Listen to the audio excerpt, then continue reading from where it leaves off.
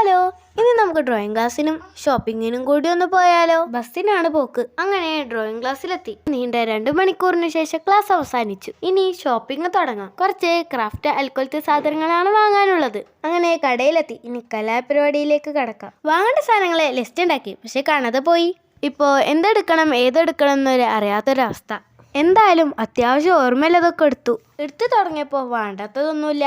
പക്ഷേ ഉമ്മാൻ്റെ ഒരു നിർദ്ദേശം ഉണ്ടായിരുന്നു, അത്യാവശ്യം ഉള്ളത് മാത്രം എടുത്താൽ മതി. നമുക്ക് ജേണലൊന്നും എഴുതി തുടങ്ങണ്ടേ? അതിനു വേണ്ടി നോക്കിയതാ. പക്ഷേ ഡയറിന്റെ ഉൾഭാഗം അത്ര പോരാ. എടുത്തത് അവിടെ തന്നെ വെച്ചു. അങ്ങനെ നമ്മൾ മുന്നോട്ട് നടന്ന് നീങ്ങി. ഉമ്മ പറഞ്ഞ പോലെ അത്യാവശ്യം ഉള്ളതൊക്കെ ഒരു വിധം എടുത്തു. പെൻസിൽ ഷെയ്ഡില്ല ഹൈലൈറ്റർ കണ്ടപ്പോൾ ഞാൻ നോക്കില്ല, 4 അങ്ങോട്ട് എടുത്തു. വാഷിംഗ് ടാപ്പ് കണ്ടു, പക്ഷെ ലുക്ക് അത്ര പോരാ. അങ്ങനെ കണ്ണോടിച്ച് പോകുമ്പോൾ ക്യൂട്ടായ കുറച്ച് ഹാമ്പർ ബോക്സ് ഒക്കെ കണ്ടു. ക്യൂട്ട് കണ്ടപ്പോൾ ഒന്ന് നോക്കിയതാ, പക്ഷെ എടുത്തിട്ടില്ല. അങ്ങനെ എടുത്ത സാധനങ്ങളുമായി ഞങ്ങൾ വീട്ടിലേക്ക് പോവുകയാണ്. അപ്പൊ ശരി.